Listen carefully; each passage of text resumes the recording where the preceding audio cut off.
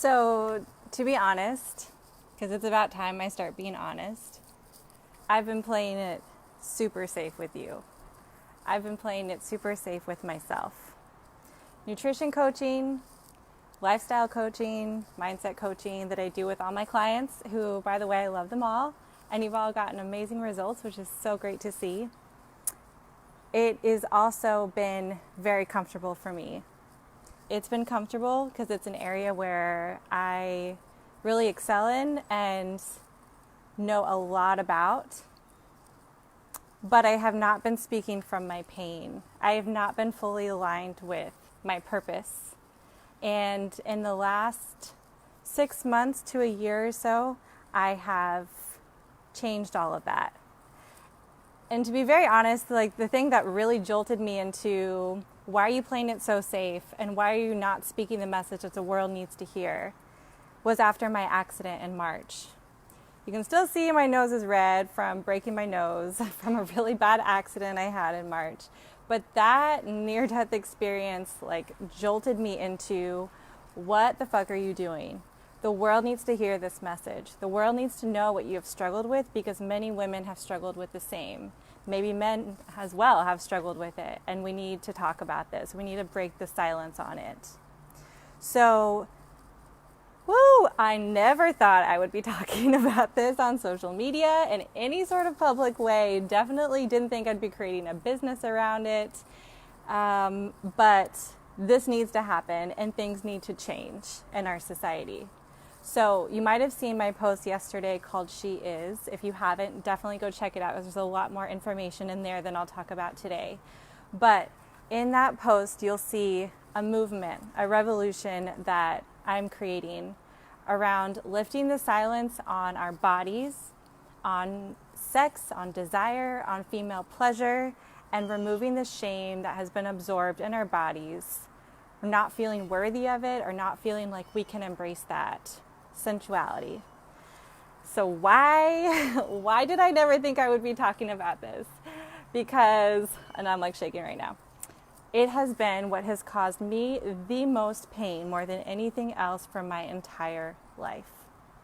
And my first memory of this was actually when I was 7. So all the way back until I was a child, I already felt shame. So if you think kids don't absorb what they're hearing around them, they do from a very young age.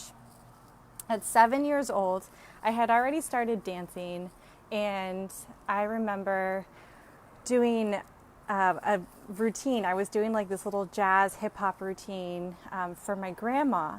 It was a friend of mine and it was a sunny afternoon. We were outside on our porch, and my grandma was seated down, and she was ready for the show. This was I think was to the Tootsie Roll song, if y'all remember. Anyway, so we had this little hip hop routine choreographed for it, and I was already nervous going into it because I knew there was a little hip roll, and I just already was so nervous. What is my grandma gonna think? Is she gonna think that oh, you're one of those girls, or only those girls do moves like that? So in order to not be labeled with that image, in order to make sure that I maintained my good girl image, that I still stayed in her pleasing and her approval, I did the routine, but when the hip roll came, I kind of half did it. I kept myself small, and in order to not be seen a certain way, in order to protect myself from any rejection, from any criticism that I might get, this has been the story of my life.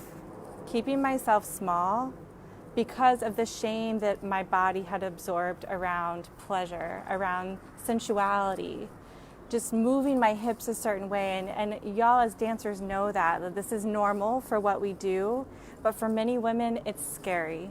It's scary because in our society, we tell women that you can't move a certain way, you can't dress a certain way, you can't act a certain way, or you're a slut, or you like sex too much, or not enough.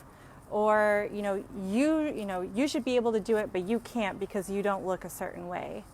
We have all of these messages that constantly keep us afraid to be ourselves, afraid to fully express ourselves, afraid to bring out our sensuality at work, at the grocery store, when we're parenting our kids, when we're with our partners, when we're by ourselves.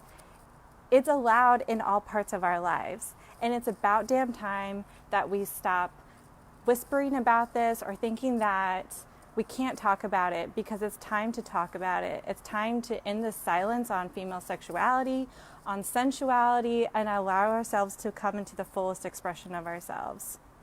So I've been doing interviews of women over the past month that have been incredible. Women telling me their stories from childhood sexual abuse to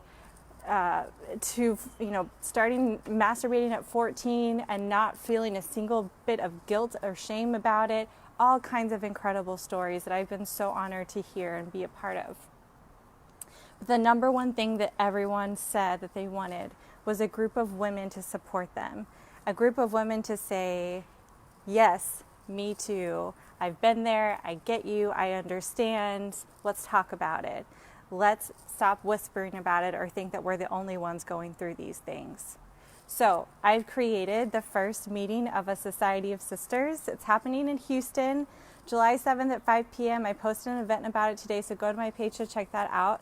I hope to see you all there. It's going to be incredible, and I'm so excited about it. So it's going to be awesome. If you don't live in Houston, please contact me, because there is a way for you to start your own group in your city. And you might be able to join this first one via video chat from the Houston group. So definitely message me. I'd love to hear all of y'all's stories as well. If something about this is resonating or speaking to you, please comment below. That would help so much, so I know that I'm not alone in this either, okay? I love you all. See y'all soon.